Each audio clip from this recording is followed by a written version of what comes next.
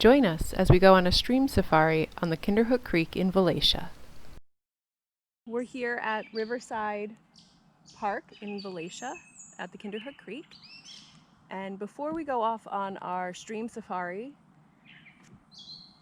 I like to take a minute or a few minutes and have a seat, find a sit spot. There's this lovely picnic table here. You can find a rock to sit on and sort of tune your senses into what's going on here at the creek side and try to just listen and hear and use all of your senses except for taste to get a better understanding of what types of animals are using this site, but also other natural phenomenon that are going on.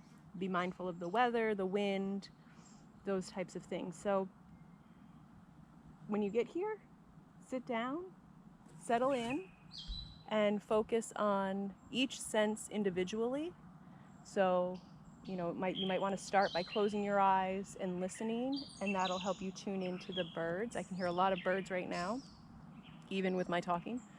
And then open your eyes, look around, look at the different trees, see if there's different tree species. Are they moving in the breeze?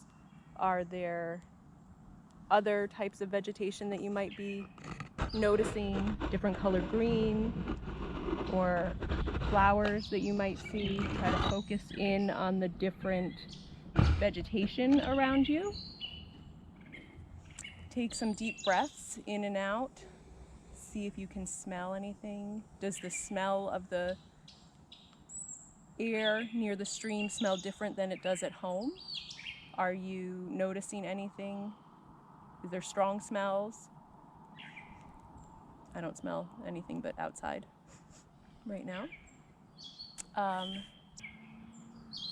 But just take some time to really connect with the place before you jump in and splash around in the water. It might offer some clues as to what else is going on. All right, let's go explore. Before we get too far though, I would like to offer some safety first. Good idea. Tips. So if you come out to this creek or another creek in the county, make sure you have a buddy. Make sure I have my friend Rebecca here with me. If you're not with your parents or a caregiver, make sure they know where you're going and when you're going to return. Have some waterproof boots or shoes that you don't mind getting dirty, because this is some dirty work. And what else? Be mindful of where you're walking. As you can see, I am sinking deeply, which is also another reason to have a buddy in case you need to get pulled out of the mud. And bring water. It's hot today. And I always bring snacks because I get hungry. So. Snacks are always a good idea. Those are my tips. So, one of the things we're going to do is we're going to scoop up some of the leaf litter that's here on the edge. As you can see, this stream has a nice border of trees. And what do we think the trees, how do they benefit the stream? Well, I know they're keeping me cool right now. That's right. That's exactly what they do. They help keep the water cool, which helps the aquatic macroinvertebrates, which are aquatic, means water. Macro, what does macro sound like? Big. And invertebrates are things without backbones or bugs. So they're big bugs that live in the water. That is right. And they are really important to the food chain in a stream, especially for things like trout. Trout eat these aquatic macroinvertebrates, and they need cool water and this food source. So if those two things, if the aquatic macroinvertebrates are here, that means the trout are probably here, which means this is a healthy stream. So if you want to find out if the stream near your house is healthy, you can come and look for some of these critters. So what I brought with me today are a few things that you might have at home already, or you can pick up, you know, locally. A little aquarium. It has a lid if you need it. If you want to catch frogs, this is great. But make sure you put the lid on because they can hop out of it. I have a little aquarium net, and that can help scoop up things. I have a dish pan, and then I have a aquascope that I made at home from a clear container that I just put either saran wrap or a baggie on and a rubber band. And what this can do is the baggie helps magnify, so you can look into the water if you want to sort of see what's in there before you make a scoop. And so you put it in, and the pressure on the plastic magnifies what you're seeing. So I don't know, I've got a little bit of an air bubble, there we go. So it creates a magnification. Ooh. No, it's pretty cool. And with literally just things I had in my kitchen. So right now I'm just seeing mostly leaves. Oh, but there's something. We're gonna try to scoop. I don't know what that is, but I can get a better look out of it with that. So now I just picked up a big scoop of leaf litter. I have no idea what's in there. We're gonna let it settle out a little bit. Yeah, it looks kind of muddy right now. It does, but that's really good. So that's a lot of the leaves breaking down, which makes tiny little bite-sized food for some of these macroinvertebrates. So we're just gonna get a couple of these, and then we'll sort through it with some of the other, oh, there's a water strider.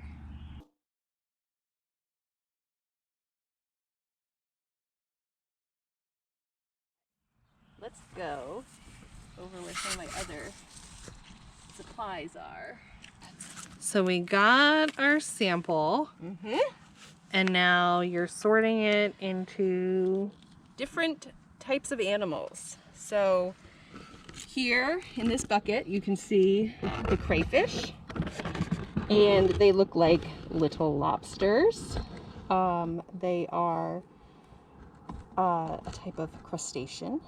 They have a total of 5 pairs of legs, and the first pair are the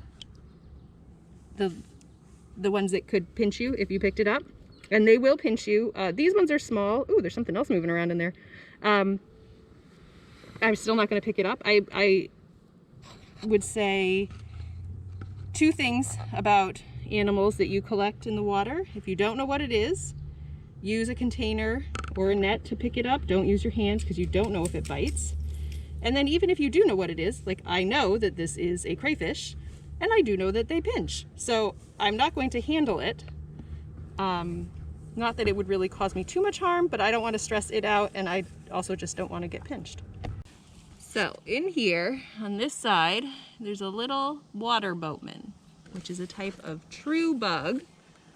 And they have a hard body, and they're usually sort of oval and a little flat looking. I don't know if we put this over, if we can zoom in. Let's see, how's that gonna make it? A little bit, you can see it moving around for sure. And they actually have little, I have a picture here that we can look at, where they have what look like 2 oars. And they can sometimes swim on their back. And yeah, so they're pretty good. They're tolerant of sort of all kinds of water and aren't necessarily indicators of super clean water or polluted water. So they're just your average true bug. So you said that the water boatman can live in any kind of polluted water. Does that mean that different kinds of bugs live in different kinds of water, and you can tell how healthy your stream is by doing this? Exactly. You can, so some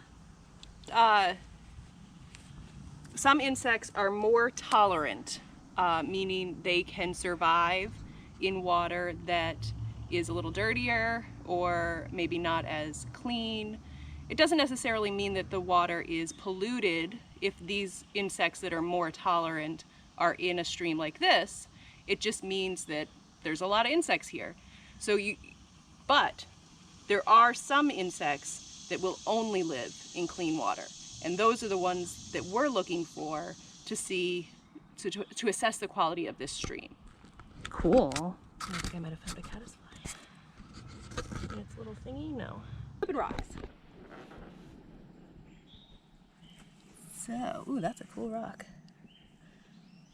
I see a few things moving.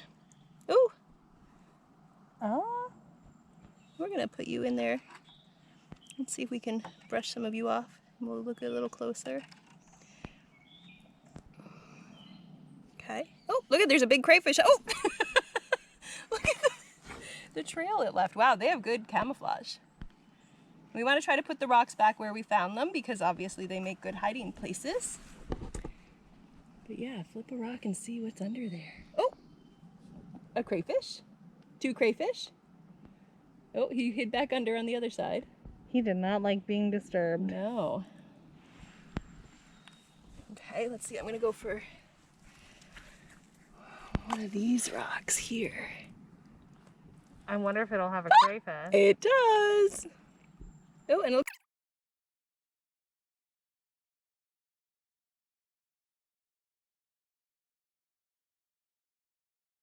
All right, we're going to flip another rock and see what's underneath there. And try not to get my boots filled with water like last time.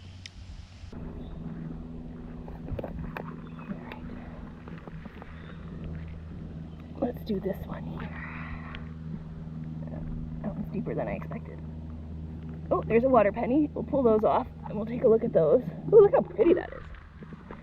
Yeah, you can just put the whole rock in there. It's heavy. You ready? So ready. Okay.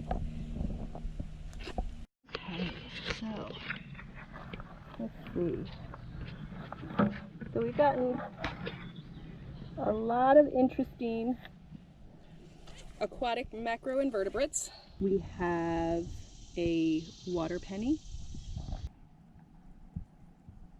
So the water penny has, it's got 3 sets of legs, I think, all trying to flip itself back over probably. Right, he's flipped upside down right now. Right now, yeah, so you can see its underside. So this is a picture of what it would look like when I flip it back over. And in this stage, it's often on the bottom of the rock, like we found it, and they can sort of smush themselves flat. So if you're not looking really carefully, you might not even notice it's there. Because look at how the color of it is so similar to the rock that we found it on. They have really good camouflage. Yeah, and it almost looks a little bit see-through. Mm-hmm. Totally. When it was flipped over, it definitely looks see-through. All right, let's see what else we found. And we're going to put everything back as close to where we found it when we're done, so that they can go on living their lives. All right. And you'll want to have a nature journal with you when you come to the stream, so you can draw a picture of the water penny and any other features of the area where you found it, what the stream looked like, and then when you get a field guide or a book about beetles out of the library, it can help you identify what species it is. Okay, what's next, Rebecca? Let's look at what's in here. I'll hand it to you. Okay. Another reason why this is good to do with a buddy. Right. So this, we think, is a mayfly that has already metamorphosized. So this is the larval stage, and so they go through, they start out as eggs, and the eggs are laid on the edges of streams, and then they metamorphosize into this little critter, which is a mayfly. And then it might be hard to see, but there, it looks like the back of it. So what they do is when they metamorphosize into their next stage, they crack out of their little shell, their little casing, and into a fly that can fly away. Wow. I know, it's crazy. And how do you know it's a mayfly? Well, it's by the number of tails and the gills on the back side. So let's see if we're right. If I look closely, it has 3 tails. And if we go to our sheet over here, down here, the mayfly has 3 tails, whereas a dragonfly or damselfly has these 2 pointier tails, and then the stonefly also has 2 tails. Sometimes it can be confusing if a mayfly has lost one of its tails, but this one has 3 distinct tails, and it has these little gills. Right, and the stoneflies and the dragonflies don't have the gills that show on the sides of their Correct. bodies. Let's see if we can find a picture. So this is what they look like zoomed in, super close. And you can see the 3 tails and these external gills. So it is helpful if you want to come out here and check out aquatic macroinvertebrates to have a magnifying glass.